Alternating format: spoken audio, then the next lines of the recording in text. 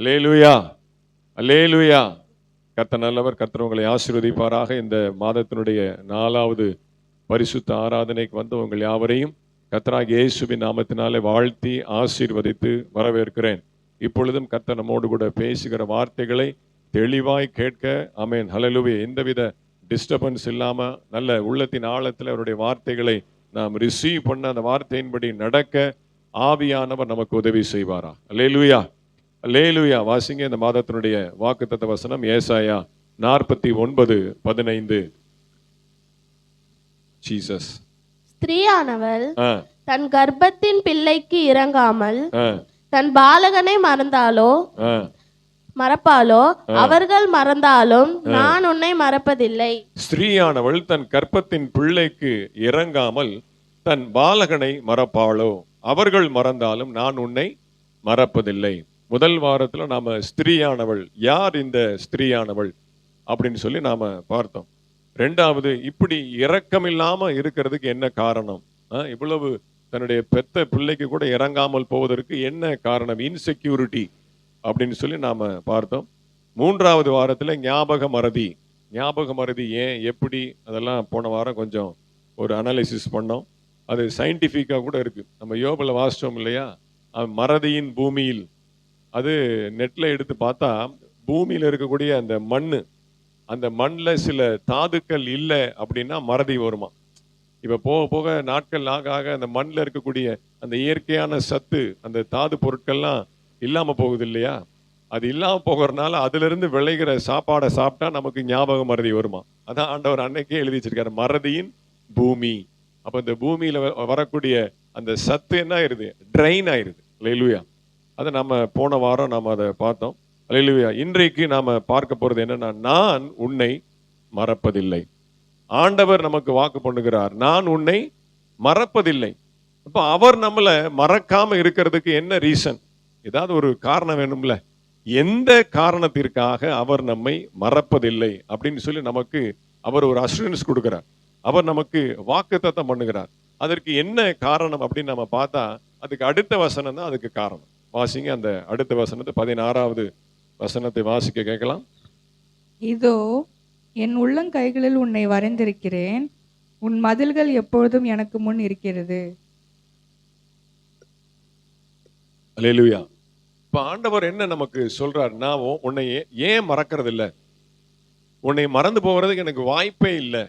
அதுக்கு என்ன காரணம் அப்படின்னு ஆண்டவர் பதில் சொல்றத பாத்தீங்க அப்படின்னா, என்னுடைய உள்ளங்கைகளில உன்னை வரைந்து வைத்திருக்கிறேன். நீ ரொம்ப தூரத்துல இல்லை, ரொம்ப மறைஞ்செல்லாம் இல்லை, எப்பயுமே என்னுடைய உள்ளங்கைகளில் உன்னை நான் எழுதி வச்சிருக்கிறேன், வரைஞ்சி வச்சிருக்கிறேன்.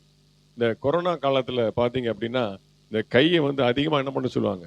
வாஷ் பண்ணணும். 10 நிமிஷத்துக்கு கூட 1 மணி நேரத்துக்கு கூட என்ன பண்ணணும்?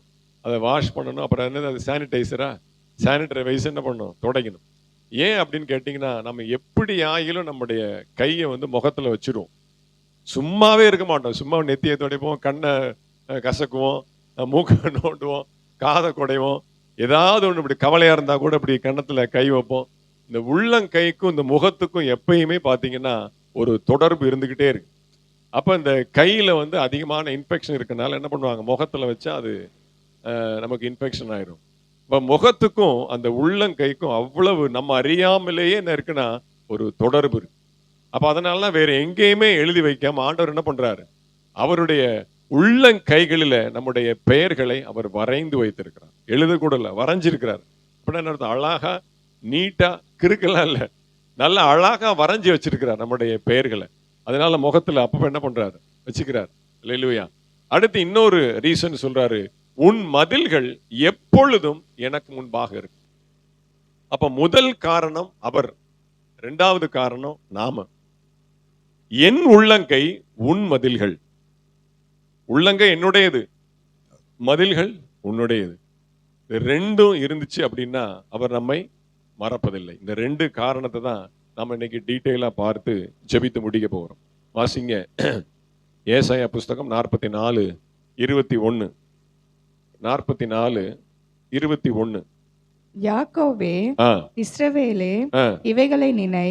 ஆ, நீ என் தாசன், ம், நான் உன்னை உருவாக்கினேன். ஆ, நீ என் தாசன், ஆ, இஸ்ரவேலே, ம். நீ என்னால் மறக்கப்படுவதில்லை. அப்ப ஆண்டவர் சொல்றாரு பாருங்க, யாக்கோபே, இஸ்ரவேலே, இவைகளை நினை, நீ என் தாசன், நான் உன்னை உருவாக்கினேன். நீ என் தாசன் இஸ்ரவேலே, நீ என்னால் மறக்கப்படுவதில்லை.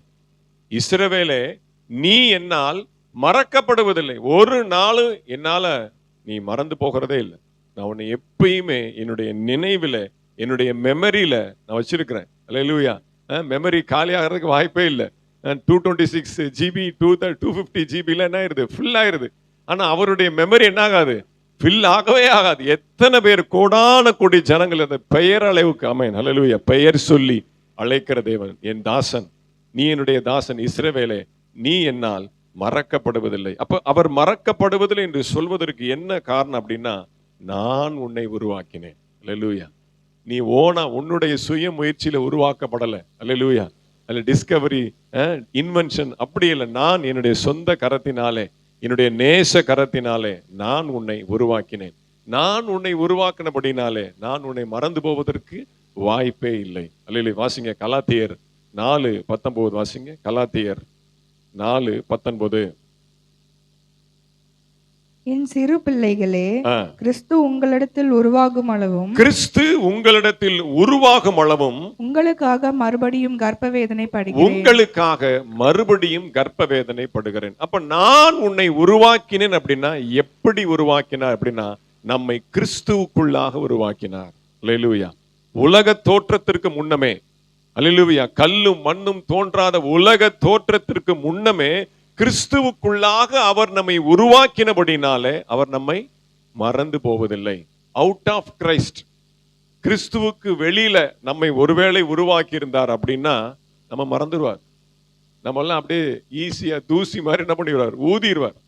அவர் கிறிஸ்துவுக்குள்ளாக நம்மை வைத்திருக்கிறபடினாலே, கிறிஸ்துவனுடைய அந்த உள்ளங்கைகளிலே ஆணிகளால் கடாவப்படும்படியாக அவருடைய நேச கரங்களை, அந்த உள்ளங்கைகளை கிறிஸ்து நமக்காக ஒப்பு கொடுத்தபடினாலே அந்த காயத்திற்குள்ளாக அவர் நம்மை உருவாக்கி இருக்கிறார். கிறிஸ்து பிறக்க வேண்டும், அவர் பாடுபட வேண்டும், அவர் நமக்காக மரிக்கப்பட வேண்டும் என்பது அனாதி தீர்மானம். அப்ப அவருடைய காயங்களுக்குள்ளாக உங்களையும் என்னையும் உருவாக்கி இருக்கிறார். அல்லேலூயா. தாயின் கர்ப்பத்திலே உருவாக்குனது பெருசல்ல. அல்லேலூயா. தாயின் கரு உருவாவதற்கு முன்னமே கிறிஸ்துவுக்குள்ளாக அவர் நம்மை உருவாக்கி இருக்கிறார். அப்ப நமக்கு முதல் கர்ப்பப்பை எது அப்படின்னா கிறிஸ்துவனுடைய காயம். அல்லேலூயா. தாயின் கர்ப்பப்பை நமக்கு முதல் கர்ப்பப்பை அல்ல. அந்த கர்ப்பப்பையினுடைய ஆழத்தை காட்டிலும் கிறிஸ்துவனுடைய உள்ளங்கையில் இருக்கக்கூடிய ஆழம் பெரிசு. அல்லேலூயா. அது மகத்துவமானது, அது உன்னதமானது. அப்ப தாயின் கர்ப்பத்தில நம்மை தெரிந்து கொள்வதற்கு முன்பாக கிறிஸ்துவின் காயங்களுக்குள்ளாக அவர் நம்மை தெரிந்து கொண்டு உருவாக்கினபடினாலே நான் உன்னை மறப்பதில்லை. அல்லேலூயா. என் தாசன் இஸ்ரவேலே, நான் உன்னை மறப்பதில்லை. அப்போ ஒவ்வொரு ஊழியக்காரனுக்கு இருக்கக்கூடிய பாரம் என்ன? பவுல் தான் சொல்றார், கிறிஸ்து உங்களுக்குள்ளே உருவாகும் அளவும் நான் கர்ப்ப வேதனை படுகிறேன். அல்லேலூயா. ஒரு தாய் தன்னுடைய பிள்ளையை பெற்றெடுப்பதற்கு எந்த அளவுக்கு கர்ப்ப வேதனைப்படுகிறாளோ, எந்த அளவுக்கு தனக்குள்ளே கட்டுப்பாடை வைத்துக் கொள்ளுகிறார். நினைத்ததை சாப்பிட முடியாது, நினைத்ததை செய்ய முடியாது, உட்கார முடியாது, தூங்க முடியாது, எதையுமே செய்ய முடியாது. அப்ப அந்த அளவுக்கு ஒரு ஊழியக்காரனுடைய பாரம். அல்லேலூயா. இப்போ ஒரு குடும்பம் நீங்க வாரேன்னு சொல்லியிருந்தாங்க, அவங்க பேசி ஆலோசனை பண்ணிட்டு வாரேன், அந்த கரு இன்னும் வரல, நான் எட்டி எட்டி பாக்குறேன், இங்க இருந்து வரும்போது அந்த பைக் வருதா, இங்க பாக்குறேன் நிழல் வருதா, ஆள் வருதா, அனுஷியம்மா வராங்களா. அப்ப கிறிஸ்து உங்களுக்குள்ளே உருவாகும் அளவும் கர்ப்ப வேதனைப்படுகிறேன், மறுபடியும் மறுபடியும் நான் கர்ப்ப வேதனைப்படுகிறேன். அப்ப நான் உன்னை உருவாக்கினேன். அல்லேலூயா. அப்ப எனக்கே அந்த பாரம் இருக்குமானால், எனக்கே அந்த ஏக்கம் தவிப்பு இருக்குமானால், என்னையும் உங்களையும் கிறிஸ்துவுக்குள்ளாக, கிறிஸ்துவனுடைய காயங்களுக்குள்ளாக உருவாக்கின தேவன் மறந்து போவாரோ? அவர் மறந்தும் இருப்பாரோ? இயேசுவை மறப்பார் அப்படின்னா நம்மையும் மறந்துடுவார். அல்லேலூயா. இயேசுவை பிதாவாகிய தேவன் மறக்க வாய்ப்பு இருக்கிறதா? இல்லையே. அவர் செல்ல பிள்ளை. ஆமென். அல்லேலூயா. அவர் மடியிலே செல்ல பிள்ளையாக இருந்தார். அல்லேலூயா. ஆனாலும் அவரை காட்டிலும் நம் நேசித்தபடினாலதான் அவரையே சிலுவையிலே ஒப்பு கொடுத்தார். கர்த்தருக்கு ஸ்தோத்திரம் உண்டாவதாக. அப்ப வாசிங்க ஆதியாகமத்தின் புஸ்தகம் 9வது அதிகாரம் 16வது வசனம். ஆதியாகமம் 9:16. அந்த வில் மேகத்தில் தோன்றும் போது அந்த வில் மேகத்தில் தோன்றும் போது தேவனுக்கும் பூமியின் மேலுள்ள சகலவித மாம்ச ஜீவன்களுக்கும் உண்டான நித்திய உடன்படிக்கையை நான் நினைவு கூறும்படி அதை நோக்கி பார்ப்பேன். அப்ப அவர் மறக்காம இருக்கிறதுக்கு என்ன அப்படின்னா, கிறிஸ்துவுக்குள்ளாக நம்மோடு கூட அவர் உடன்படிக்கை பண்ணி இருக்கிறார். மாம்ச ஜீவனுள்ள உண்டான எல்லாருக்கும் நித்திய உடன்படிக்கை, அது மாறாத உடன்படிக்கை, அது என்றென்றைக்கும் நிலைத்திருக்கக்கூடிய உடன்படிக்கை. என்னன்னா, கிறிஸ்துவோடு கூட அவர் நம்மை இணைத்திருக்கிறார். அவருக்கும் கிறிஸ்துவுக்கும் அப்படிப்பட்ட ஒரு நெருங்கிய பந்தம், அந்த பந்தத்திற்குள்ளாக நம்மையும் சேர்த்திருக்கிறார். அவங்க உறவுக்குள்ளாக, அவங்களுடைய பந்தத்திற்குள்ளாக அவர் நம்மையும் சேர்த்தபடினாலே நித்திய உடன்படிக்கையை நான் நினைவு கூறும்படிக்கு அவர்களை நான் நோக்கி பார்ப்பேன். அல்லேலூயா. அந்த வில் எது? இயேசு கிறிஸ்து. அல்லேலூயா. அப்ப அந்த வில் இயேசு கிறிஸ்து. அது மேகத்தில் தோன்றும் போது நான் அதை நினைத்து பார்ப்பேன். அந்த வில் மேகத்தில் தோன்றும் போது எனக்கு என்ன, அப்பதான் ஞாபகம் வருது. அந்த மேகத்தில் அந்த வானவில் தோன்றும் பொழுது எனக்கு என்ன பண்ணுது?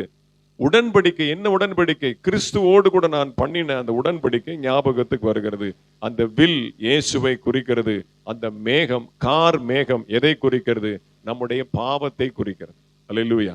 அப்போ கார் மேகம், அந்த கருகிய, அந்த கருகலான அந்த இடத்துல இயேசு தோன்றுகிறார். எங்க வரார்? பாவத்தின் மத்தியிலே. என்னுடைய தாய் என்னை பாவத்திலே கர்ப்பம் தரித்தாள். அல்லேலூயா. இந்த உலகம் முழுவதும் பாவத்திலே இருக்கிறது. நன்மை செய்கிறவன் ஒருவனாகிலும் இல்லை. எல்லாரும் வழி விலகி ஏகமாய் கெட்டு போனார்கள். அப்ப ஏகமாய் கெட்டு போய் உலகத்துல எந்தவித நல்ல விஷயம் தோன்றாத நேரத்துல கிறிஸ்து தோன்றுகிறார். அல்லேலூயா. இந்த உலகத்துல அந்த மேகம், அந்த கார் மேகம் போன்ற இந்த உலகத்துல அவருடைய வில் தோன்றும் பொழுது, அப்ப கிறிஸ்து தன்னுடைய சரீரத்தை வில்ல போல வளைக்கிறார். அல்லேலூயா. இங்க பக்கம் அடிக்கிறான். சிலுவையில அடிக்கும் போது அங்க சிலுவையில ஏற்கனவே ஒரு ஓட்டை இருக்கு. அந்த ஓட்டைக்கு நேரம் என்ன பண்றான்? அவருடைய உள்ளங்கையை வச்சு ஒரு ஆணி அடிச்சிடறான். அடிச்சுட்டு அப்படியே இழுக்கிறான். இழுத்தா இந்த பக்கத்துல இருக்கிற ஓட்டை சேர மாட்டேங்குது. ஓட்டை தள்ளி இருக்குது, கை இங்கேதான் இருக்குது. அப்ப இங்க ஒரு பக்கம் அடிச்சாச்சு. ரெண்டு பேரும் பிடிச்சு என்ன பண்றான்? அந்த கையை பிடிச்சு இழுக்கிறான். ஜவ்வா பிடிச்சு இழுக்கும் போது அந்த ஓட்டைக்கு நேரம் இந்த உள்ளங்கை வர்ற வரைக்கும் இழுன்னு இழுத்தா பாருங்க, அந்த வில்லை வளைப்பது போல அவருடைய சரீரத்தை ஒரு வில்லை போல வளைத்து என்ன பண்றான்? அந்த துவாரத்துக்கு நேரம் அந்த உள்ளங்கை வந்ததுக்கு அப்புறம் ஆணி அடிக்கிறான். அல்லேலூயா.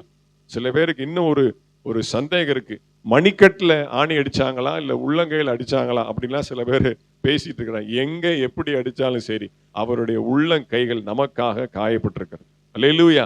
சில படங்கள்ல பாத்தீங்கன்னா இங்க மணிக்கட்டுல ஆணி அடிச்ச மாதிரி இருக்கும். சில படங்கள்ல பாத்தீங்கன்னா உள்ளங்கையில அடிச்ச மாதிரி இருக்கும். அது என்ன சரித்திரம் நமக்கு தெரியாது. ஆனால் அவர் நமக்காக காயப்பட்டார். அவ்வளவுதான். அவர் நமக்காக ஒரு வில்லை போல வளைக்கப்பட்டார். கல்வாரி சிலுவையில ஒரு உழவன் தன்னுடைய சரீரத்தை உழுவது போல, அவனுடைய வயலை உழுவது போல அவருடைய சரீரத்தை உழுது தீர்த்தார்கள். அல்லேலூயா. அவர் நமக்காக அந்த கல்வாரி சிலுவையில ஒரு வில்லை போல தோன்றினார். ஆமென். அதற்காக நம்முடைய கார்மேகமாகிய பாவம் கலைந்து போக வேண்டும். நம்முடைய கார்மேகமாகிய அந்த மேகத்தில் இருக்கக்கூடிய அந்த கருமையான அந்த நிறம் போய் வெளியே போய் அது என்ன ஒரு தண்ணீராகிய, ஜீவ தண்ணீராகிய நதி இந்த பூமியிலே ஊற்றப்பட வேண்டும். ரட்சிப்பு ஊற்றப்பட வேண்டும். அல்லேலூயா. அந்த வில் தோன்றும் போது என்னுடைய உடன்படிக்கையை நான் நினைத்து பார்ப்பேன். நான் உங்களை மறப்பதில்லை. நான் அண்ணாந்து பார்க்கிறேன். அல்லேலூயா. இவர்களுடைய பாவங்கள் கொடிதா இருக்கும் பொழுது, இவர்களுடைய அக்கிரமங்கள் கொடிதா இருக்கும் பொழுது, இவங்களை அழிச்சிடலாம், இவங்களை நிர்மூலமாக்கிடலாம், இவங்களை ஒன்றுமில்லாமல் பண்ணிடலாம் அப்படின்னு சொல்லி நான் நினைக்கும் பொழுது, அந்த கார் மேகத்தின் மத்தியில அந்த வானவில் தோன்றுவது போல கிறிஸ்துவனுடைய ரத்தம் தோன்றும் பொழுது நான் உங்களை நினைத்து பார்க்கிறேன். நான் மறந்து போவதில்லை. நான் உன்னை உருவாக்கினேன். கிறிஸ்துவுக்குள்ளா அவருடைய அன்பு மட்டும் குறுக்க வரல அப்படின்னா அருவாள் தான் குறுக்க வந்திருக்கும். அல்லேலூயா. கத்தி தான் குறுக்க வந்திருக்கும். ஆபிரகாமே, பிள்ளையாண்டான் மேல் கத்தியை போடாதே. அல்லேலூயா. ஏன்? கிறிஸ்து வர்றார். அல்லேலூயா. குறுக்க வர்றார். வானவில் குறுக்க வருது. அந்த உடன்படிக்கையை பார்க்கிறார். நோவாவோடு கூட பண்ணின உடன்படிக்கையை பார்க்கிறார். ஈசாக்கு மரிப்பது சித்தம் அல்ல. அல்லேலூயா. ஈசாக்குக்கு பதிலாக ஒரு ஆடு அங்கே ஆயத்தமா இருக்கிறது. யெகோவா ஈரே. அல்லேலூயா. உங்களுக்காக, எனக்காக, நம்முடைய பாவங்களுக்காக நாம் மரிக்க வேண்டிய அவசியம் இல்லை.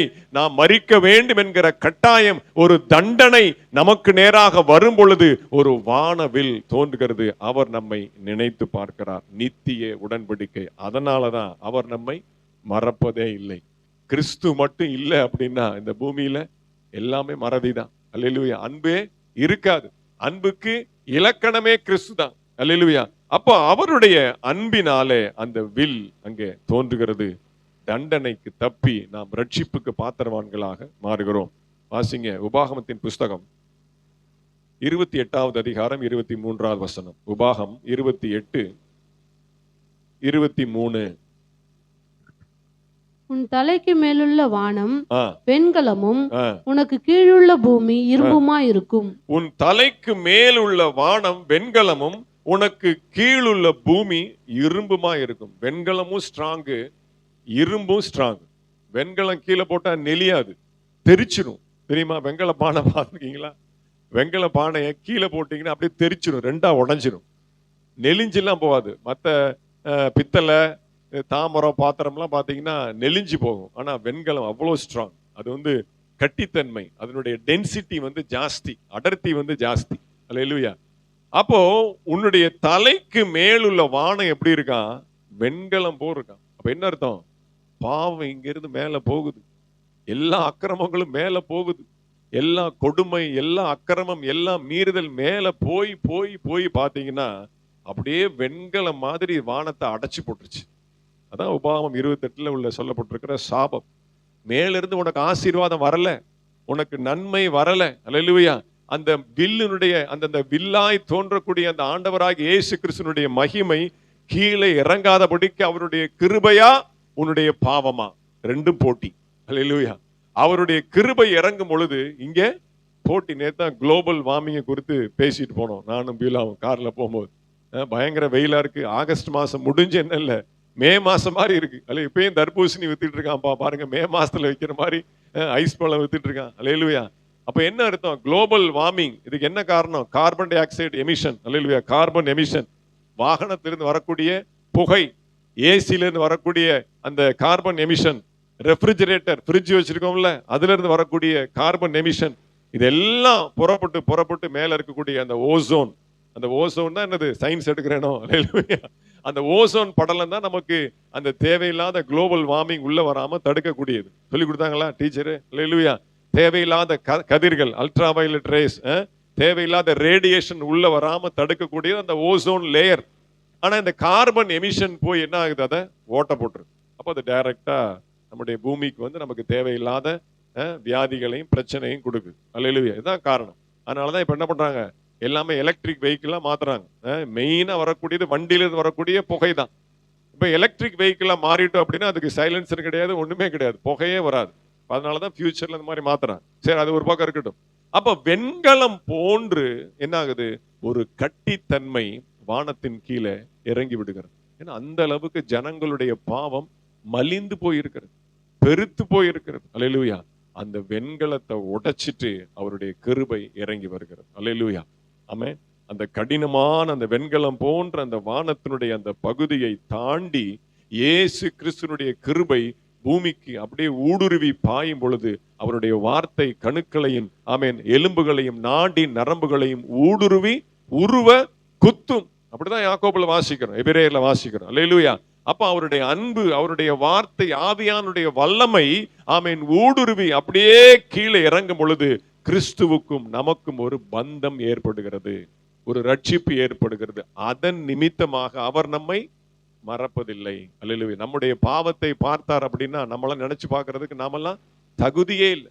நம்முடைய அக்கிரமங்கள், நம்முடைய மீறுதல், நம்முடைய பொல்லாத செயல்களை நினைத்து பார்த்தாரானால் அவர் நம்மை நினைத்து பார்ப்பதற்கு, நம்மை அவருடைய மனதிலே வைத்துக் கொள்வதற்கு கொஞ்சம் கூட நாம் தகுதியற்றவர்கள். கிறிஸ்துவுக்குள்ளாக நான் உன்னை உருவாக்கினேன், அவருடைய உள்ளங்கைகளுக்குள்ளாக நான் உன்னை உருவாக்கினேன். அல்லேலூயா. வாசிங்க ஏசாயா 59:2. ஏசாயா 59:2. உங்கள் அக்கிரமங்களே உங்களுக்கும் உங்கள் தேவனுக்கும் நடுவாக பிரிவினை உண்டாக்குகிறது. ஆ, உங்கள் பாவங்களே ஆ. அவர் உங்களுக்கு செவி கொடாதபடிக்கு அவருடைய முகத்தை உங்களுக்கு மறைக்கிறது. அப்ப ஒரு சுவர் நடுவுல இருக்கு. அவருக்கும் அவருக்கும் நமக்கும் நடுவே பிரிவினை உண்டாக்கக்கூடிய ஒரு சுவர். அழகா சொல்லப்பட்டு பாருங்க, உங்கள் அக்கிரமங்களே உங்களுக்கும் உங்கள் தேவனுக்கும் நடுவாக பிரிவினை உண்டாக்குகிறது. நம்முடைய அக்கிரமங்கள், நம்முடைய பாவங்கள் நாம் தேவனோடு கூட சேரக்கூடாதபடிக்கு ஒரு சுவரை நாமளே கட்டுறோம். ஒரு பிரிவினையை, ஒரு தடுப்பு சுவரை நாமளே என்ன பண்றோம்? கட்டுறோம். அல்லேலூயா. வாசிங்க, கர்த்தருக்கு ஸ்தோத்திரம் உண்டாவதாக. எபேசியர் நிருபம் 2வது அதிகாரம் 14வது வசனம். எபேசியர் 2:14. எப்படி எனில் ஆ, அவரே நம்முடைய சமாதான காரணராகி ஆ, இரு திறத்தாரையும் ஒன்றாக்கி ஆ, பகையாக நின்ற பிரிவினையாகிய ஆ. நடுச்சுவரை தகர்த்து நடுச்சுவரை தகர்த்து சட்டதிட்டங்களாகிய நியாயப்பிரமாணத்தை ஆ, தம்முடைய மாம்சத்தினாலே ஒழித்து ஒழித்து இரு திறத்தாரையும் தமக்குள்ளாக ஆ, ஒரே புதிய மனுஷனாக சிருஷ்டித்து ஆ, இப்படி சமாதானம் பண்ணி சமாதானம் பண்ணி பகையை சிலுவையினால் கொன்று பகையை சிலுவையினால் கொன்று அதனாலே ஆ, இரு திறத்தாரையும் ஒரே சரீரமாக தேவனுக்கு ஒப்புரவாக்கினார். இதுதான் காரணம். கிறிஸ்து இந்த வேலையை செஞ்சதுனாலதான் அவர் நம்மை மறப்பதில்லை. எப்பயுமே அவருக்கும் நமக்கு ஒரு நடுவுல ஒரு சுவர் இருக்கு, ஒரு பிரிவினை சுவர் இருக்கு. நம்முடைய அக்கிரமங்களே, நம்முடைய பாவங்களே அவர் நம்மை மறந்து போவதற்கு காரணமாக அமைந்து விடுகிறது. ஆனால் கிறிஸ்து அந்த பிரிவினை சுவரை, அந்த பகை, தேவனுக்கும் நமக்கும் உண்டான அந்த பகையை சிலுவையினாலே கொன்று இரு திறத்தாரையும் சமாதானம் பண்ணினார், ஒப்புரவாக்கினார். அல்லேலூயா. இரு திறத்தார் யார்? பரலோகத்தில் இருக்கக்கூடிய தேவ தூதர்கள். சதா காலங்களிலும் இரவும் பகலும் கர்த்தர் பரிசுத்தர், கர்த்தர் பரிசுத்தர், கர்த்தர் பரிசுத்தர் என்று சொல்லி அவரை ஆராதிக்கக்கூடிய, துதிக்கக்கூடிய தூதர்கள். அவர்களோடு கூட நம்மை அவர் என்ன பண்றார்? இணைத்து வைக்கிறார். அதனாலதான் அவர் நம்மை மறப்பதில்லை. அல்லேலூயா. இந்த சமாதானம் மட்டும், அல்லேலூயா, இந்த காம்ப்ரமைஸ் மட்டும், இந்த கட்ட பஞ்சாயத்து மட்டும் நடக்கல அப்படின்னா அவர் நம்மை மறந்து போயிடுவார். அல்லேலூயா. அந்த பிரிவினை சுவர் தகர்க்கப்படலை அப்படின்னா அவர் நம்மை மறந்து போயிடுவார். விசிபிலிட்டி இருக்காது, அவர் நம்மை பார்க்க முடியாது. கிறிஸ்துவின் முகத்தினாலதான் நம்மை பார்க்கிறார். அதை நம்ம பார்க்க போறோம். வாசிங்க சங்கீத புஸ்தகம் 51:3. வாசிங்க சங்கீதம் 51:3. என் மீறுதல்களை நான் அறிந்திருக்கிறேன், என் பாவம் எப்பொழுதும் எனக்கு முன்பாக நிற்கிறது. அப்ப தாவீது சொல்றான், என்னுடைய பாவம் எப்பொழுதும் எனக்கு முன்பாக நிற்கிறது. நான் எப்ப எழும்பலாம் நினைச்சாலும் என்ன பண்ணுது? ஒரு பாவம் முன்னாடி வந்து நிக்குது. நான் ஜெபம் பண்ணலாம், கர்த்தருக்குள்ளாக வளரலாம், உபவாசம் போடலாம், ஜெபிக்கலாம், ஆராதிக்கலாம் அப்படின்னு சொல்லும் போதுதான் ஒரு போன் கால் வருது, ஒரு பிரச்சனை வருது. அல்லேலூயா. ஒரு ஆபத்து வருது, ஒரு தேவையில்லாத ஒரு தொந்தரவு வருது. அல்லேலூயா. என் பாவம் எப்பொழுதும் எனக்கு முன்பாக நிற்கிறது. ஒரு சுவர் பாத்தீங்கன்னா கட்டிக்கிட்டே இருக்கிறோம். அல்லேலூயா. எப்ப பார்த்தாலும் ஒரு சுவர் எழும்பிக்கிட்டே இருக்கு. எப்பொழுதும் அவன் சொல்றான், எப்பொழுதும் என் முன்பாக நிற்கிறது. என் அக்கிரமங்களை நான் அறிந்திருக்கிறேன்.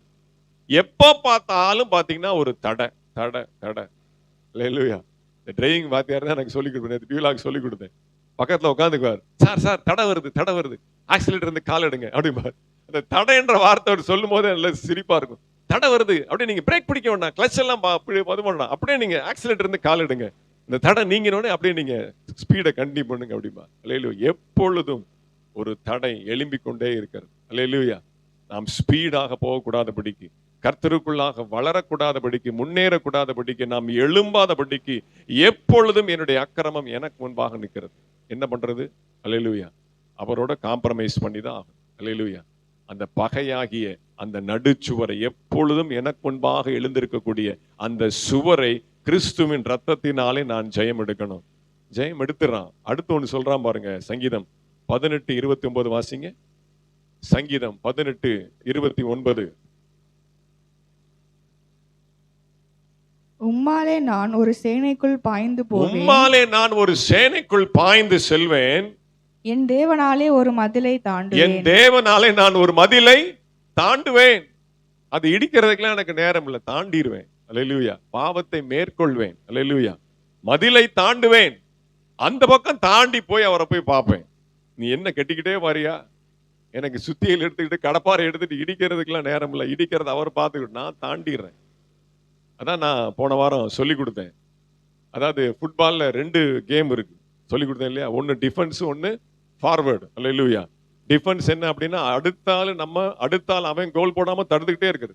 நீங்க தடுத்துக்கிட்டே இருந்தீங்க, நீங்க என்னைக்கு கோல் போடுறது? அல்லேலூயா. தாண்டிடணும், மதிலை தாண்டிடணும்.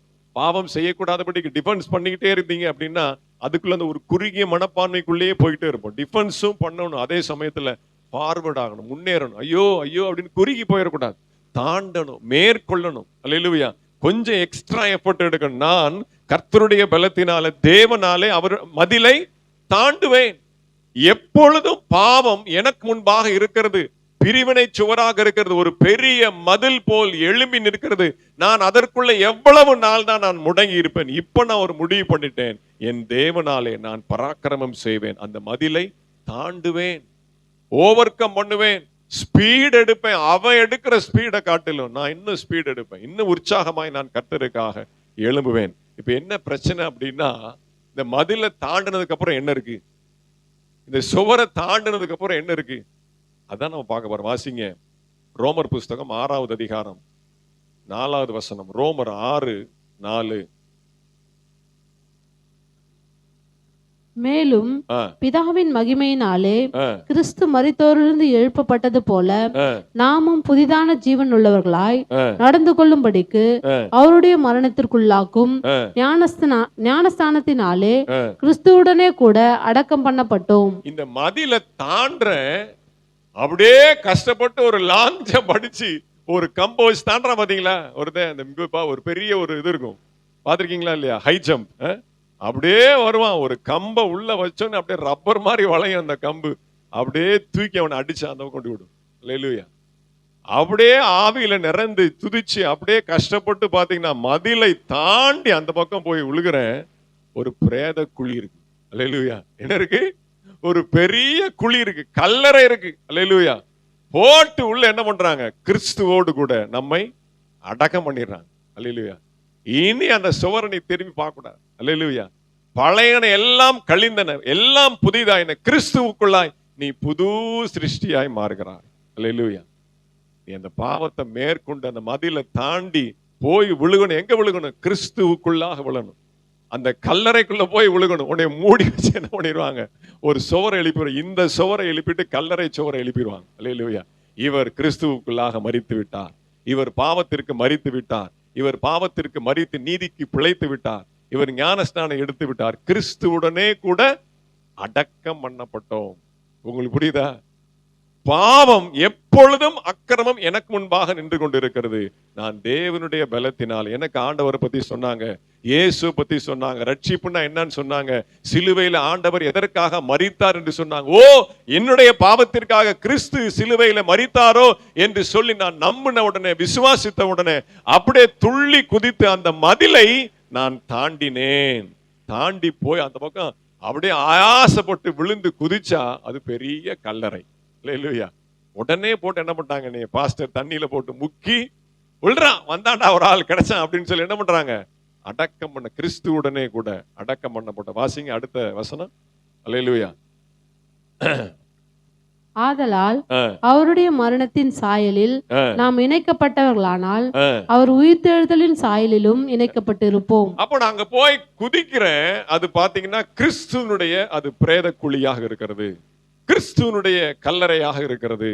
எனக்காக கிறிஸ்து தோண்டி வச்ச அவருடைய அந்த காயம், அவருடைய தழும்பு, அதுக்குள்ள போய் விழுந்த உடனே என்ன பண்றாங்க?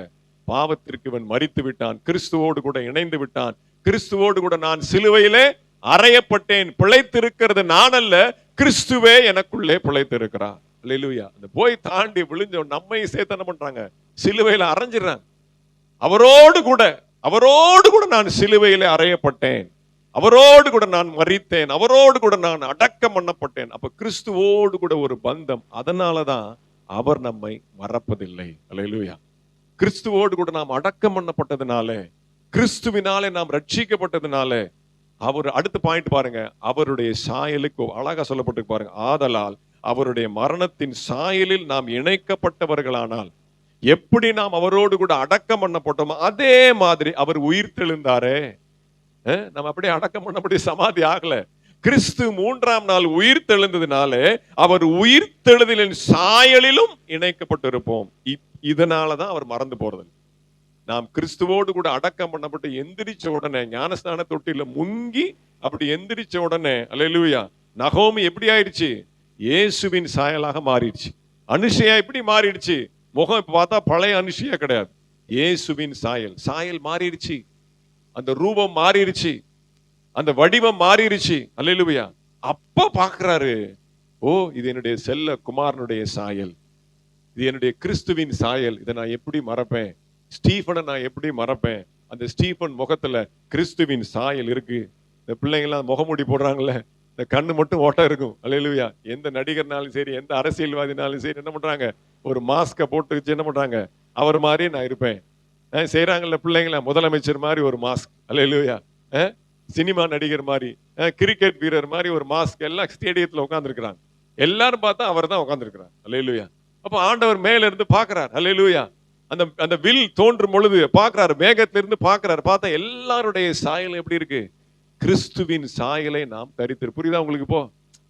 அப்ப தேவனால் அழைக்கப்பட்டவர்கள், இயேசு கிறிஸ்துவின் இரத்தத்தினாலே கழுவி மீட்கப்பட்டவர்கள், மதிலை தாண்டினவர்கள், பாவத்தை மேற்கொண்டவர்கள், அல்லேலூயா, அக்கிரமத்தை மேற்கொண்டவர்கள், கிறிஸ்துவோடு கூட அடிக்கப்பட்டவர்கள், சிலுவையிலே அறையப்பட்டவர்கள், அடக்கம் பண்ணப்பட்டவர்கள், உயிர் தெழுந்து அவருடைய சாயலில் நாம் இணைக்கப்படும் பொழுது நம்மை அவர் பார்க்கவில்லை, கிறிஸ்துவின் முகத்தை அவர் நமக்குள்ளே பார்க்கிறார். அதனாலே அவர் நம்மை மறப்பதில்லை. அல்லேலூயா. என் உள்ளங்கைகளில உன்னை வரைந்து வைத்திருக்கு. இவ்வளவு ப்ராசஸ் இருக்கு. சும்மாலாம் வரையல. அல்லேலூயா. சும்மா பேனா பென்சில் எடுத்து மார்க்கர் எடுத்துட்டு ஒயிட் போர்ட்ல வரைகிற மாதிரிலாம் வரையல. அல்லேலூயா.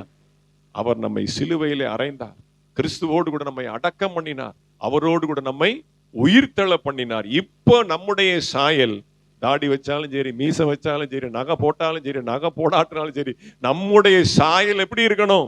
எப்படியாகிலும் அந்த உயிர் தெழுந்த இயேசு கிறிஸ்துவின் சாயலுக்கு ஒப்பாக நான் இணைக்கப்படும்படிக்கு, அதான் பவுல் சொல்றார், எப்படியாகிலும் என்ன செஞ்சாலும் சரி, தத்தி தவழ்ந்து விழுந்து எந்திரிச்சு மதுல தாண்டி ஓடி. ஒரு வீடியோ பார்த்தேன், சின்ன பிள்ளைங்களுக்கு ஓட்டப்பந்தயம் வைக்கிறாங்க.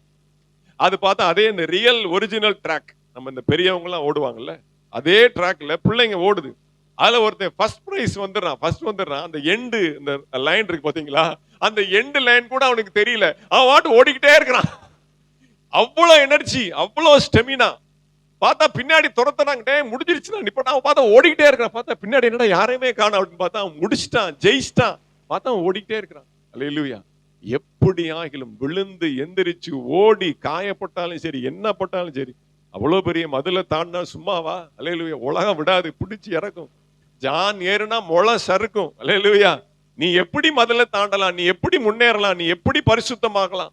அல்லேலூயா. ஏதாவது ஒரு பாவத்தின் வல்லமை நம்ம கீழே இறக்கும். அல்லேலூயா. அதாங்க சொல்லப்பட்டிருக்க ரோமர் 6ஆம் அதிகாரம் 1 வசனத்தை வாசிங்க. ரோமர் 6. என்ன சொல்லுவோம்? கிருபை பெருகும்படிக்கு பாவத்திலே நிலைநிற்கலாம் என்று சொல்லுவோமோ? கூடாதே. கிருபை நமக்கு அதிகமா இருக்கு, கிருபை நமக்கு அதிகமா இருக்கு அப்படிங்கிறதுக்காக பாவத்திலே நிலைநிற்கலாமோ? எவ்வளவுதான் கீழே விழுந்தாலும் ஆண்டவர் தூக்கிடுவார். கிருபை இருக்கு, ஆனா நிலை நிற்கலாமா? கூடாதே. எந்திரிக்கணும். பாவத்தில் நிலைத்து நிற்பது நமக்கு கொஞ்சம் கூட தகுதி அல்ல, தேவ சித்தம் அல்ல. எப்படியாகிலும் எழுந்து அந்த மதிலை தாண்டி கிறிஸ்துவோடு கூட அடக்கம் பண்ணப்பட்டு அவருடைய உயிர்த்தெழுதலின் சாயல நாம் இணைக்கப்பட்டோமானால் அவர் நம்மை மறப்பதில்லை. நம்முடைய முகம் அவருக்கு கிறிஸ்துவின் முகத்தை போல தெரியும். அல்லேலூயா.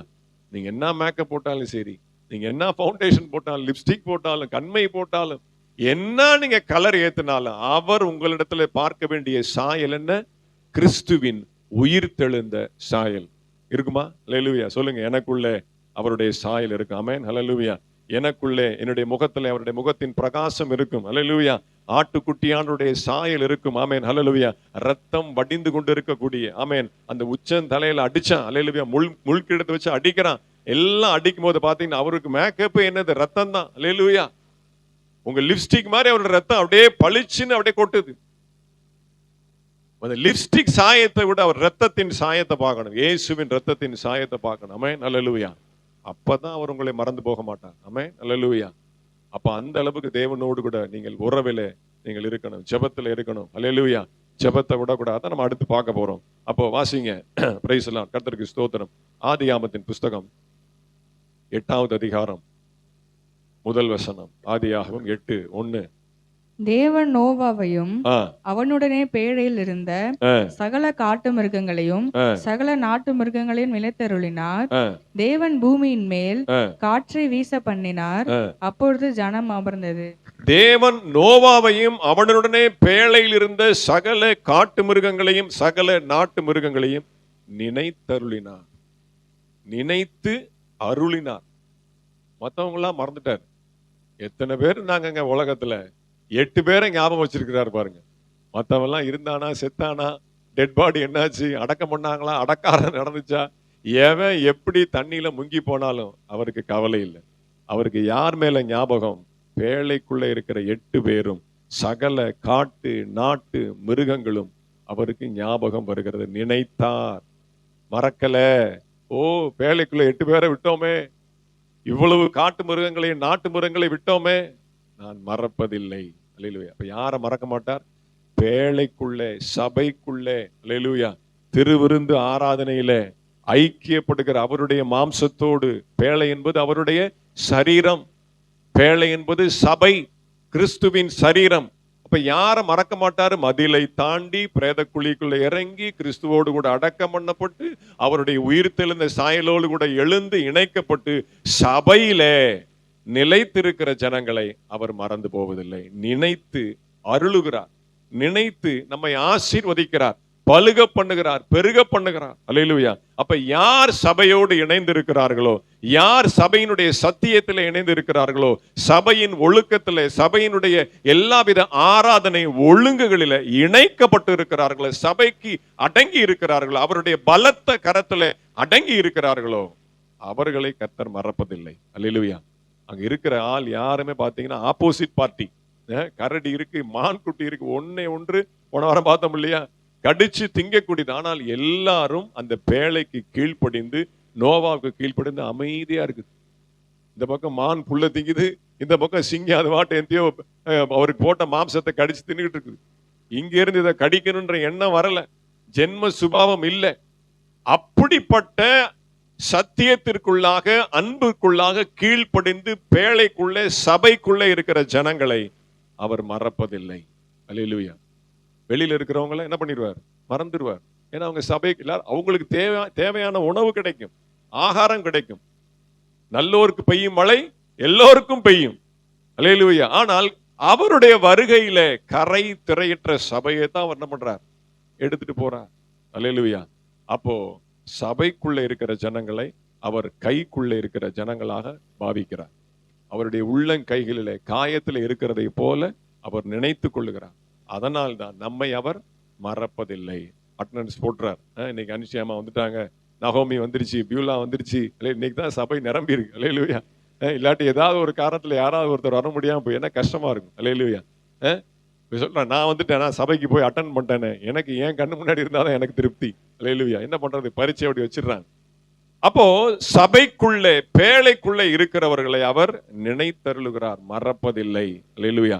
வாசிங்க யோசுவா புஸ்தகம் 2வது அதிகாரம் 17வது வசனம். யோசுவா 2:17.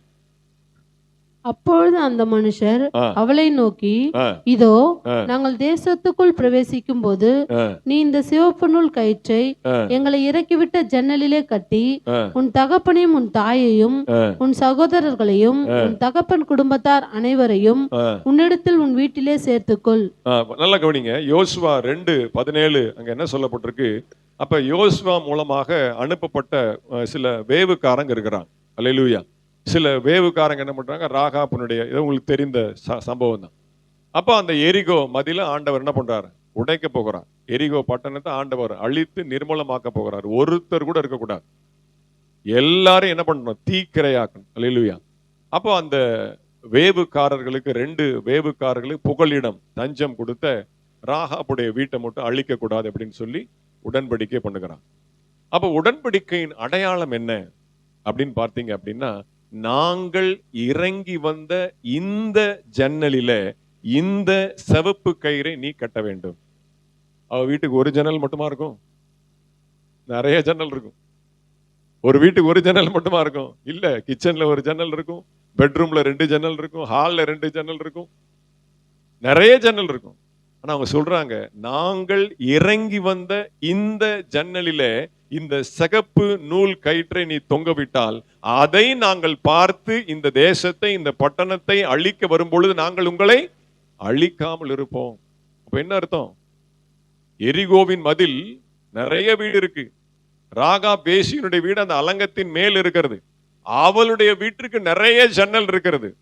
ஆனால் ஆண்டவர் சொல்லுகிறார், நானே வழியும் சத்தியமும் ஜீவனுமா இருக்கிறேன். நிறைய தெய்வங்கள் இருப்பாங்க, நிறைய ஆராதனைகள் இருக்கலாம், நிறைய நம்பிக்கைகள் இருக்கலாம், நிறைய மார்க்கங்கள் இருக்கலாம். இந்த எரிகோ விட்டு தப்பிப்பதற்கு எத்தனையோ ஜன்னல் இருக்கலாம். ஆனால் எந்த ஜன்னல் இருந்து வெளியில குதிச்சாலும் நீ காலி. நாங்க இறங்கி வந்த இந்த ஜன்னல், நானே தூதன், தேவ தூதனாக, மனுஷகுமாரனாக, அல்லேலூயா, அவர் எந்த ரத்தத்தின் வழியாக சிந்தப்பட்டார் அவர் வழிக்குள்ளாக அவர்தான் ஜன்னல். அல்லேலூயா. அங்கதான் நம்ம வாசிச்சோம் எபேசியர் 2:17. மறுபடியும் வாசிங்க. எபேசியர் 2:17. அல்லாமலும் அவர் வந்து தூரமாயிருந்த உங்களுக்கும் சமீபமாயிருந்த அவர்களுக்கும் சமாதானத்தை 14. எபேசியர் 2:14. எப்படியெனில் அவரே நம்முடைய சமாதான காரணராகி இருதிறத்தாரையும் ஒன்றாக்கி பகையாக நின்ற பிரிவினையாகிய நடுசுவரை தகர்த்து சட்டதிட்டங்களாகிய நியாயப்பிரமாணத்தை தம்முடைய மாம்சத்தினாலே ஒழித்து. அதான் ஜன்னல். தம்முடைய மாம்சத்தை என்ன பண்றாரு? கிழிக்கிறாரு. பாருங்க, தம்முடைய மாம்சத்தினாலே ஒழித்து இரு திறத்தாரையும் தமக்குள்ளாக ஒரே புதிய மனுஷனாக சிருஷ்டித்து இப்படி சமாதானம் பண்ணி பகையை சிலுவையினால் கொன்று அதனாலே இரு திறத்தாரையும் ஒரே சரீரமாக தேவனுக்கு ஒப்புரவாக்கினார். அப்ப என்ன அர்த்தம்? தம்முடைய மாம்சத்தினாலே ஒழித்து. அப்ப அவருடைய மாம்சத்திற்குள்ளாக அதை கிழித்து, அவருடைய மாம்சத்தை கிழித்து ரெண்டு துண்டாக்கி அதை அப்படி சந்து சந்தாக துண்டித்து. அல்லேலூயா. அப்ப அந்த ஜன்னல் வழியாக அவருடைய மாம்சத்திற்குள்ளாக நாங்கள் இறங்கி வந்த இந்த ஜன்னல் வழியாய் நீ இந்த இந்த சிகப்பு இந்த நூல் கயிறை நீ தொங்க விட்டிருந்த அப்படின்னா உன்னுடைய ஜீவன் தப்பும், உன்னுடைய குடும்பம் தப்பும். நாங்கள் மறந்து போக மாட்டோம். அல்லேலூயா. இந்த பட்டணத்தை நாங்க அழிக்க வந்தாலும் நாங்க ஞாபகம் வச்சுக்கிறதுக்கு ஒரு அடையாளம் என்ன அப்படின்னா, நாங்கள் இறங்கி வந்த இந்த ஜன்னலிலே ஒரு சிவப்பு நூல் கயிறு தொங்க வேண்டும். அதை பார்த்து நாங்கள் மறந்து போகாமல் என்ன பண்ணுவோம்? உன்னை நாங்க காப்பாத்திடுவோம். அல்லேலூயா. அப்ப எத்தனையோ ஜன்னல்கள் இருக்கிறது, எத்தனையோ வழிமுறைகள் இருக்கிறது, எத்தனையோ நம்பிக்கைகள் இருக்கிறது, எத்தனையோ மார்க்கங்கள் இருக்கிறது. ஆனால் நானே வழியும் சத்தியமும் ஜீவனும். அல்லேலூயா. நாங்கள் இறங்கி வந்த என்னுடைய மாம்சத்தை கிழித்து எனக்குள்ளாக வந்தவர்கள். அல்லேலூயா. இந்த வேவுக்கார எதை குறிக்கிறது? இயேசு கிறிஸ்துவை குறிக்கிறது. அல்லேலூயா. அவர்கள் இறங்கி வந்த பாதை, அவர்கள் நடத்தின சத்தியம், அவர்கள் கொடுத்த ஆலோசனை. அப்ப கிறிஸ்து நமக்கு காண்பித்த வழி, கிறிஸ்து நமக்கு உபதேசித்த வசனங்கள், கிறிஸ்து நமக்கு காண்பித்த எல்லா ஆலோசனையின் வழியாக நாம் நடந்தால் அவர் நம்மை மறப்பதில்லை. உங்களுக்கு புரியுதா உங்களுக்கு? அல்லேலூயா. ஏன் அவர் நம்மை மறப்பதில்லை? அல்லேலூயா. கர்த்தருக்கு ஸ்தோத்திரம் உண்டாகட்டும். அப்ப 3 யோவான் புஸ்தகம் 1:3 வாசிங்க. 3 யோவான் 1:3. சகோதரர் வந்து நீ சத்தியத்தில் நடந்து கொள்ளுகிறாய் என்று உன்னுடைய உண்மையை குறித்து சாட்சி கொடுத்த போது மிகவும் சந்தோஷப்பட்டேன். அப்ப யோசுவாவிடத்துல இந்த 2 தூதர்களும் வருகிறாங்க, 2 வேவுக்காரன் வருகிறாங்க. அப்ப இந்த 2 வேவுக்காரங்க யோசுவாவிட்ட போய் என்ன சொல்றாங்க? நாங்க ஒரு வேசியினுடைய வீட்டிலே தங்கினோம், நாங்க சொன்னதெல்லாம் அவ கேட்டா, எல்லா ஆலோசனையும் அவ கீழ்ப்படிந்தா, எல்லா வசதிகளையும் எங்களுக்கு அவ ஏற்படுத்தி கொடுத்தா. சகோதரர் வந்து நீ சத்தியத்திலே நடந்து கொள்கிறாய் என்று நான் கேட்ட பொழுது சந்தோஷப்படுகிறேன். 2 வேவுக்காரங்க வந்து எப்படி யோசுவாவிட்ட வந்து சொன்னாங்களோ அதே மாதிரி யோவான், திவ்ய யோவான்ட்ட வந்து காயு, அது யாரை குறித்துன்னா காயு என்கிற ஒரு நபரை குறித்து நீங்க வாசிச்சீங்கன்னா தெரியும். அப்போ காயு அப்படின்னா நீ காயு சத்தியத்தில் நடக்கிறான், அவன் உண்மையா இருக்கிறான், அவன் நாங்கள் சொன்ன அந்த சுவிசேஷத்திற்கு கீழ்ப்படிந்தான், நீங்க எனக்கு சொல்லி அனுப்பித்த உபதேசத்திற்கு அப்படியே கீழ்ப்படிந்தான் என்று சகோதரர் ரிட்டன் வந்து உன்னை குறித்த சாட்சியை சொல்லும் பொழுது நான் சந்தோஷப்படுகிறேன். உன்னை மறப்பதில்லை. அல்லேலூயா. அப்ப யார் மதிலை தாண்டுகிறார்களோ, யார் கிறிஸ்துவோடு கூட அடக்கம் பண்ணப்படுகிறார்களோ, யார் கிறிஸ்துவோடு கூட உயிர் தெழுந்து அவருடைய சாயலை இணைத்துக் கொள்ளுகிறார்களோ, யார் அவருடைய வழியிலே, அந்த ஜன்னலிலே, அவர் போன பாதையிலே, அவர் இறங்கி வந்த பாதையிலே, அவருடைய சத்தியத்திலே நடக்கிறார்களோ, அவர்களை தேவன் மறப்பதில்லை. சந்தோஷப்படுகிறார். அல்லேலூயா. மகிமைப்படுகிறார். அப்ப இவ்வளவு ப்ராசஸ் இருக்கு. அல்லேலூயா. ரட்சிப்பு, ஞான ஸ்நானம், அபிஷேகம், சத்தியம் சபையில அடங்கி இருக்கிறது. இவ்வளவு ப்ராசஸ்ல நாம இருந்தாதான் அவர் நம்மை மறக்க மாட்டார். ஆனா அவர் கேரண்டி கொடுக்கிறார். உங்களுக்காக அவர் கேரண்டி கொடுக்கிறார். நான் உன்னை மறப்பதில்லை, நீ என்னுடைய உள்ளங்கைகளில் இருக்கிறார். அல்லேலூயா.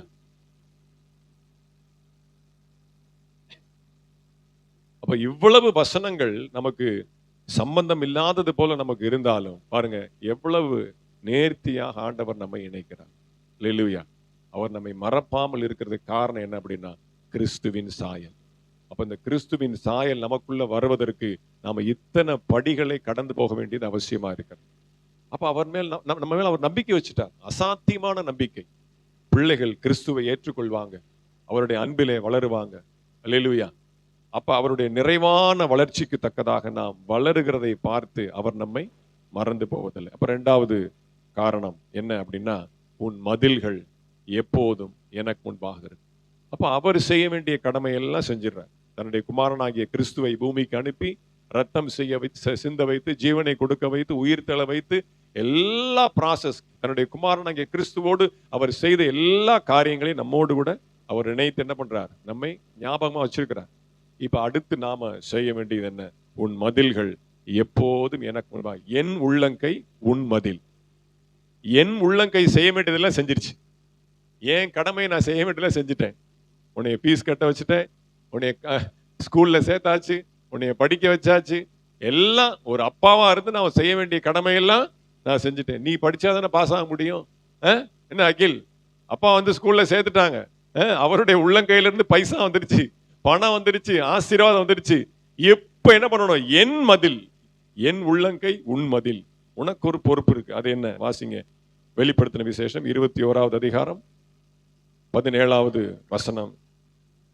வெளிப்படுத்த விசேஷம் 21:17. அவன் அதன் மதிலை அளந்தபோது அது தூதனுடைய அளவாகிய மனுஷ அளவின்படியே 144 முழமாயிருந்தது. நான் சொல்ல வேண்டிய அவசியமே இல்லை. அல்லேலூயா. அப்ப 144 ஒரு நாளைக்கு எவ்வளவு? 2 மணி நேரம் 24 நிமிஷம். அல்லேலூயா. 1 மணி நேரத்துக்கு 6 நிமிஷம்னா அப்ப 24 மணி நேரத்துக்கு 144 நிமிடங்கள்.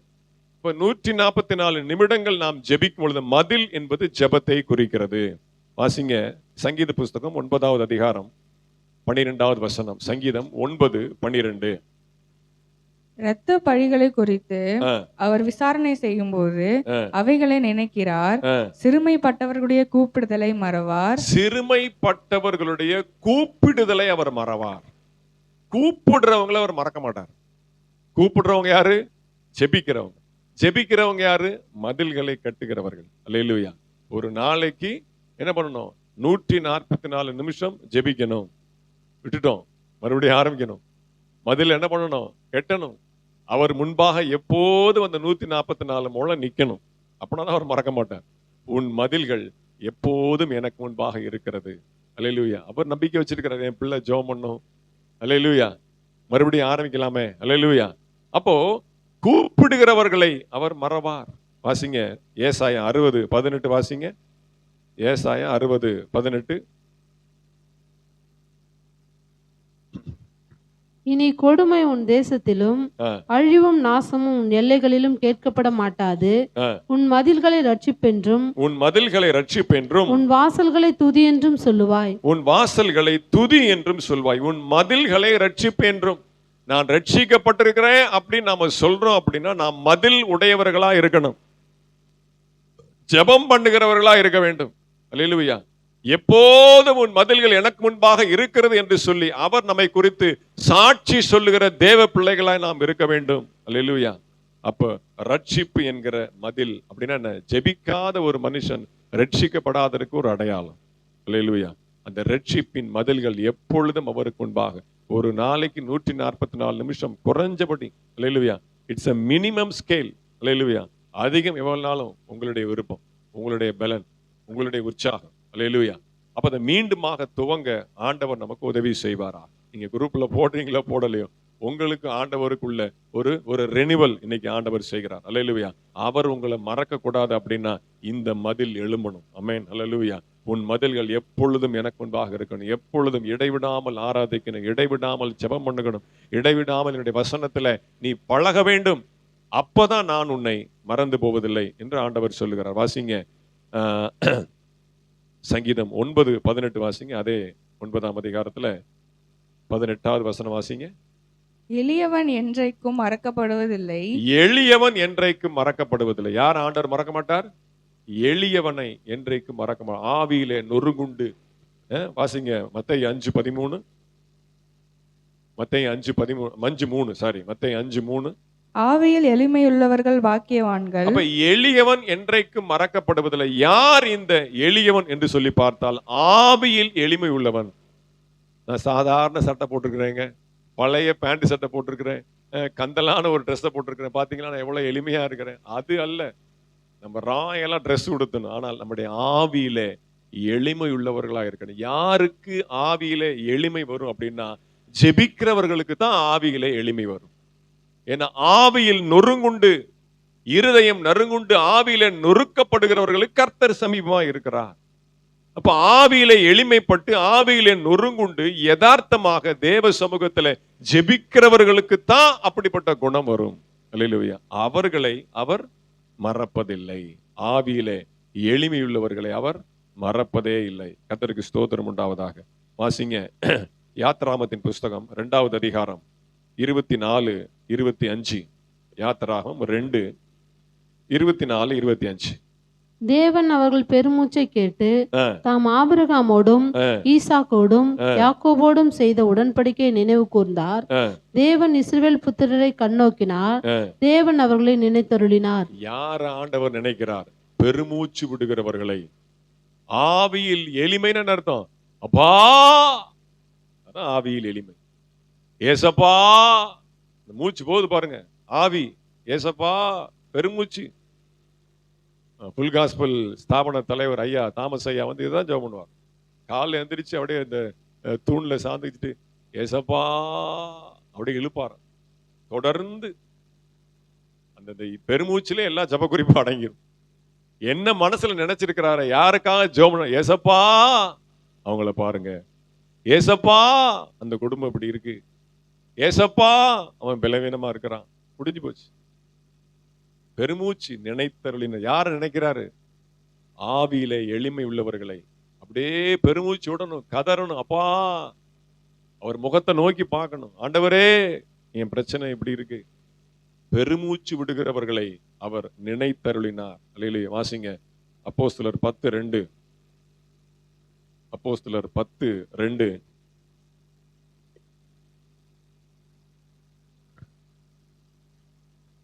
அவன் தேவபக்தி உள்ளவனும் தன் வீட்டார் அனைவரோடும் தேவனுக்கு பயந்தவனுமாயிருந்து ஜனங்களுக்கு மிகுந்த தருமங்களை செய்து எப்பொழுதும் தேவனை நோக்கி ஜெபம் பண்ணி கொண்டிருக்கிறான். பாருங்க, அவன் தேவபக்தியா இருக்கிறான், வீட்டார் அனைவரோடு தேவனுக்கு பயந்தவனா இருக்கிறான், தான தர்மங்கள் செய்கிறான். அதெல்லாம் பார்ட் டைமா இருந்தா கூட அவனுடைய ஃபுல் டைம் என்ன? எப்பொழுதும் ஜெபம் பண்ணி கொண்டு இருக்கிறான். எப்பொழுதும் பாவம் எனக்கு உண்பா இல்ல, நோ, நான் எப்பொழுதும் மதிலை தாண்டுகிறவன், எப்பொழுதும் கிறிஸ்துவோடு கூட இணைந்து இருக்கிறது, எப்பொழுதும் ஜெபம் பண்ணி கொண்டு இருக்கிறான். அதனாலதான் ஆள் அனுப்புறார். ஞாபகம் வந்துருச்சு. எப்ப பார்த்தாலும் ஒருத்தன் பெருமூச்சு விட்டுட்டே இருக்கிறான். இவன் ரட்சிக்கப்படவே இல்லை, ரட்சிப்புன்னா என்னன்னே தெரியாது. ஆனால் எப்பொழுதும் இவன் ஜெபம் பண்ணி கொண்டு இருக்கிற, எப்பொழுதும் இவன் மதில்கள் எனக்கு முன்பாக நிற்கிறது. ஆண்டவர் கண்ணை மூடுனா கொர்நேலி தான் முன்னாடி வந்து நிற்கிறார். அல்லேலூயா. ஐயோ இவனுக்கு எதுவுமே செய்யலையே. அல்லேலூயா. ராஜாவுக்கு தூக்கம் வரல, என்ன பண்றாரு? அந்த ஞாபக புஸ்தகமா என்னது 4ஆம் புஸ்தகம் திருப்பி பார்க்கிறார். அல்லேலூயா. அங்க பார்த்தா அவன் பேர் என்ன? மொர்தெகாய். அவனுக்கு ஒண்ணுமே செய்யலை. ராஜாவுடைய உயிரை காப்பாத்தி இருக்கிறானே, இவனுக்கு ஒரு நன்மையும் செய்யலை. பாருங்க, ஞாபகம் வருது. அல்லேலூயா. உடனே அவனுக்கு ஒரு நன்மை செய்யணும். அல்லேலூயா. ஆண்டவர் நினைச்சு பார்த்த உடனே பார்த்தா கொர்நேலியுடைய ஜெபம் போய் நிக்குது, மேல போய் நிக்குது, வெண்கலத்தை உடைச்சிட்டு போய் நிக்குது. உடனே கூப்பிடுறா பேதுருவை, அடே கிளம்பு போ, அவன் வீட்டுக்கு போ, ரட்சிப்பை சொல்லு. அப்ப ஜெபிக்கிறவனுக்கு ஆண்டவர் என்ன பண்றார்? ஆளை அனுப்பி ரட்சிப்பை ஏற்படுத்துகிறார். அவர் மறப்பதில்லை. வாசிங்க அப்போஸ்தலர் 9:11. அப்போஸ்தலர் 9 அப்படியே லெஃப்ட்ல இருக்கும், வாசிங்க. அப்பொழுது கர்த்தர், நீ எழுந்து நேர்த்தெருவு என்னப்பட்ட தெருவுக்கு போய் யூதாவின் வீட்டிலே தர்ஷு பட்டணத்தானாகிய சவுல் என்னும் பேருள்ள ஒருவனை தேடு, அவன் இப்பொழுது ஜெபம் பண்ணுகிறான். அவன் இப்பொழுது ஜெபம் பண்ணுகிறான். அல்லேலூயா. செதில உடைச்சோம், கண்ணை குருடாக்கணும், அவனை சந்திச்சோம், எந்திரிச்சு போனா, தமஸ்குக்குள்ள போனா என்னாச்சுன்னே தெரியலையே, மறக்கல. அல்லேலூயா. ஏன் மறக்கல? அவன் பவுல் எந்திரிச்சு அப்படியே போயிருந்தானா மறந்துருப்பார். அல்லேலூயா.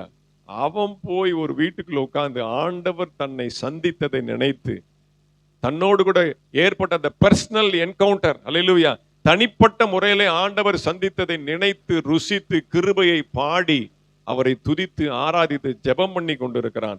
அதனாலதான் ஆண்டவர் பவுலை மறக்கவில்லை. அடுத்து என்ன செய்யணும்? கொர்நேலியுக்கு ஆளை அனுப்புகிறார். அல்லேலூயா. பவுலுக்கு ஆளை அனுப்புகிறார். மறக்காம பாருங்க, ஒவ்வொருவருக்கும் அடுத்து செய்ய வேண்டிய கடமைகளை, அவனை போய் சந்தி, அவனுக்கு ஞானஸ்நானம் கொடு, அவனை வழி நடத்து. அல்லேலூயா. அப்ப ஜெபிக்கிற ஆளை ஆண்டவர் என்ன பண்ற? மறக்கிறதே இல்லை. நீங்க ஜெபம் பண்ணீங்கன்னா அடுத்து செய்ய வேண்டிய வேலையை அவர் செய்வார். நீங்க ஜெபம் பண்ணல அப்படின்னா அவர் உங்களை மறந்துடுவார். அல்லேலூயா. எப்பயுமே உங்களுடைய மதில்கள் அவருக்கு முன்பாக எழும்பிக் கொண்டே இருக்கணும். உங்க ஜெபம் அவருக்கு கையை தூக்கி காமிக்கணும். ராஜு இன்னைக்கு ஜெபம் பண்ணிட்டான் அப்படின்னு ஒரு கை உயர்த்தி என்ன பண்ணணும்? பரலோகத்துல அவருக்கு அட்டெண்டன்ஸ் போடணும். அடுத்து ராஜுவுக்கு என்ன செய்யணும்? மறக்காம செய்வார். அல்லேலூயா. பியூலா ஜெபம் பண்ணிருச்சு, நகோமி ஜெபம் பண்ணிருச்சு, சோஃபி ஜெபம் பண்ணிருச்சு, அனிசியா ஜெபம் பண்ணிருச்சு, அமுதா, ஸ்டீஃபன் எல்லாரும் ஜெபம் பண்ணிட்டாங்க. அப்ப இந்த சபைக்கு அள்ளி கொடுப்பார். அல்லேலூயா. என் மதில்கள், இது என்னுடைய பொறுப்பு, அவருடைய பொறுப்பு இல்லை. அவருடைய பொறுப்பு என் உள்ளங்கை, முடிஞ்சு போச்சு. உன் மதில்கள், என் உள்ளங்கை செய்ய வேண்டியதை செஞ்சிருச்சு. உன் மதில்கள் செய்ய வேண்டியதை செஞ்சிருக்கா? உன் மதில்கள் எப்பொழுதும் எனக்கு முன்பாக இருக்க வேண்டும். அல்லேலூயா. வாசிங்க நெகேமியா புஸ்தகம் 4வது அதிகாரம் 3வது வசனம். நெகேமியா 4:3. கொஞ்சம் காமெடியா இருக்கும். அல்லேலூயா. அப்பொழுது அம்மோனியனாகிய தொபியா அவன் பக்கத்தில் நின்று, அவர்கள் கட்டினாலும் என்ன, ஒரு நரி ஏறி போனால், ஒரு நரி ஏறி போனால் அவர்களுடைய கல் மதில் இடிந்து போகும். அவர்களுடைய கல் மதில் இடிந்து போகும். பாத்தீங்களா? நம்முடைய ஜெபம் எப்படி இருக்க கூடாது? இடிந்து போகக்கூடிய மதில் போல இருக்க கூடாது. பூன் ஊதுனா இடிஞ்சு போற மாதிரி இருக்க கூடாது. அல்லேலூயா. ஒரு நாய் தாண்டுனா இடிஞ்சு போற மாதிரி இருக்க கூடாது. ஒரு நரி ஏறி போனால் இடிஞ்சு போயிரு. அவன் கட்டுறானா, கட்டட்டும். அது சும்மா பலவீனமானது. இவங்களுக்கு எல்லாம் கொத்தனார் வேலையே தெரியாது. இவன் மளிகை கடைக்காரன், அப்படித்தானே?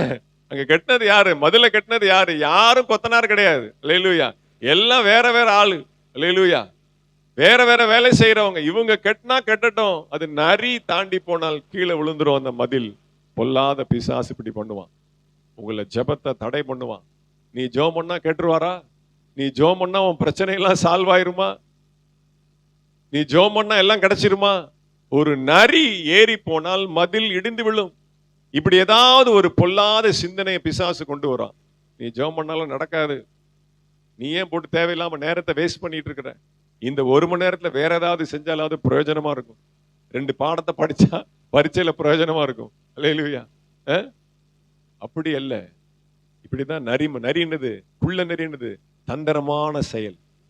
புரியுதா உங்களுக்கு? நரித்தனம். பொல்லாத பிசாசுக்கு நரித்தனம் போல நம்முடைய மனசு மாறும். ஏய் ஜெபம் பண்ணாத, ஏய் அகில் சர்ச்சுக்கு போகாத, கை தட்டுறியா நீ? நரித்தனம் வரும் உள்ள. அல்லேலூயா. அந்த நரி என்ன பண்ணணும்? வெட்டணும். மதில ஸ்ட்ராங்கா கட்டணும். எப்படி கட்டணும்? வாசிங்க ஏசாயா புஸ்தகம் 9வது அதிகாரம் 9வது வசனம். எப்படிப்பட்ட மதிலா இருக்க வேண்டும்? 2 வசனம் நான் முடிச்சிருவேன். செங்கல் கட்டு இடிந்து போயிற்று. செங்கல் கட்டு இடிந்து போயிட்டு. செங்கல் பட்டு இல்ல, செங்கல் கட்டு. செங்கல் கட்டு இடிந்து போயிற்று. பொலிந்த கல்லாலே திரும்ப கட்டுவோம். பொலிந்த கல்லாலே திரும்ப கட்டுவோம். காட்டத்தி மரங்கள் வெட்டு போடப்பட்டது. காட்டத்தி மரங்கள் வெட்டி போடப்பட்டது. அதற்கு பதிலாக கேதுரு மரங்களை வைப்போம். கேதுரு மரங்களை வைப்போம். இதுவரைக்கும் 144 கட்டி கட்டி பார்த்தோம். என்ன ஆயிடுச்சு? அது செங்கல்ல வச்சு கட்டி இருக்கிறோம். அது என்ன ஆயிடுச்சு? இடிச்சு போயிடுச்சு. இனி முடியல. ஒரு நரி ஏறினது மாதிரி என்ன பண்ணோம், செங்கலை வச்சு கட்டி பார்த்து ஆண்டவர் போய் சொல்றாரு, பொழிந்த கற்களாலே. பொழிந்த கற்கள் நல்லா ஷேப்பான, நல்ல ஸ்ட்ராங்கான கல், ஷைனிங்கான கல். பொழிந்தனது பாலிஷ்ட். பொழிந்த கற்கள்லாம் பாலிஷ்ட். நீங்க செங்கக்கல்ல வச்சதுனால என்ன பண்ணிட்டான், நரி ஏறி அதை தட்டி விட்டான். நீங்க என்ன திரும்ப என்ன பண்ணுவோம், திரும்ப கட்டுவோமா? நீங்க கட்டலாமா? இன்னையிலிருந்து ஸ்டார்ட் பண்ணலாமா? அல்லேலூயா. பொழிந்த கற்களாலே கட்டுவோம். என்ன மரம் போயிடுச்சா? காட்டத்தி மரம் போயிடுச்சான். அதுக்கு போல என்ன பண்றாரா, கேதுரு மரத்தினாலே. நல்ல ஸ்ட்ராங்கான உத்தரம், கேதுரு மரத்தினாலே. அல்லேலூயா. அப்படி நீங்க கட்டுனீங்க அப்படின்னா ஆண்டவர் உங்களை பார்த்து என்ன சொல்லுவார் தெரியுமா? ஏசாயா 54 11 12. ஏசாயா 54 11 12. சிறுமைப்பட்டவளே, பெருங்காற்றில் அடிபட்டவளே, தேற்றரவற்றவளே, இதோ நான் உன் கல்லுகளை பிரகாசிக்கும்படி வைத்து நீல ரத்தனங்களை உன் அஸ்திபாரமாக்கி உன் பலகணிகளை பளிங்கும் உன் வாசல்களை மாணிக்க கற்களும் உன் மதில்களை எல்லாம் உச்சிதமான கற்களும் ஆக்குவேன். மதில்களை எல்லாம் உச்சிதமான கற்களும் ஆக்குவேன். செங்கல்லாம் தூக்கி எரிஞ்சிட்டு எல்லாத்தையும் தகர்ந்து கிடக்கிற பலிபீடங்களை எலியா தகர்த்து போட்டது போல பாருங்க, இஸ்ரவேல் என்கிற அந்த 12 கோத்திரங்களுக்குரிய 12 கற்களை எடுத்து என்ன பண்றான், பலிபீடத்தை செப்பனிட்டான். இன்றைக்கு நம்முடைய இருதயமாகிய பலிபீடத்தை செப்பனிடுவோம். பழசெல்லாம் போச்சு. அல்லேலூயா. கடந்ததெல்லாம் கடந்து போனது. பின்னானவைகளை மறந்து முன்னானவைகளை நாடி நாம் ஓடுவோம். அல்லேலூயா. பொழிந்த கற்களாலே நாம் மதில்களை கட்டும் பொழுது ஆண்டவர் சொல்றார், உன்னுடைய பளிங்கு என்ன பண்ணுவேன், உன்னுடைய பலகணிகளை பளிங்காக்குவேன், உன் வாசல்களை மாணிக்க கற்களாக்குவேன், உன் மதில்களை எல்லாம் உச்சிதமான கற்களாக்குவேன். நீல கற்களாகிய அந்த விலையேற பெற்ற கோமேத கல்லை என்ன பண்ணுவேன், அஸ்திபாரம் போடுவேன். நீங்க ஜெபம் பண்ணுங்க, அவர் அஸ்திபாரம் போடுவார். நரி ஏறினாலும் சரி, யானை ஏறினாலும் சரி, எது ஏறினாலும் சரி, இனிமேல் கட்டக்கூடிய அந்த மதிலை யாரும் இடிக்க முடியாது. எப்போதும் உன் மதில்கள் எனக்கு முன்பாக ஸ்ட்ராங்காக இருக்கும். பொழிந்த கற்களாலே நாம் திரும்பவும் கட்டுவோம். ஒரு உடன்படிக்கை செய்யுங்க. அல்லேலூயா. கர்த்தருக்கு ஸ்தோத்திரம். ஆண்டவர் இன்னும் நம்ம மறக்காம இருக்கணும். ஒரே ஒரு சம்பவத்தை வாசித்து நாம் ஜெபித்து முடிக்க போகிறோம். எபிரேயர் நிருபம் 13வது அதிகாரம் 16வது வசனம். எபிரேயர் 13:16.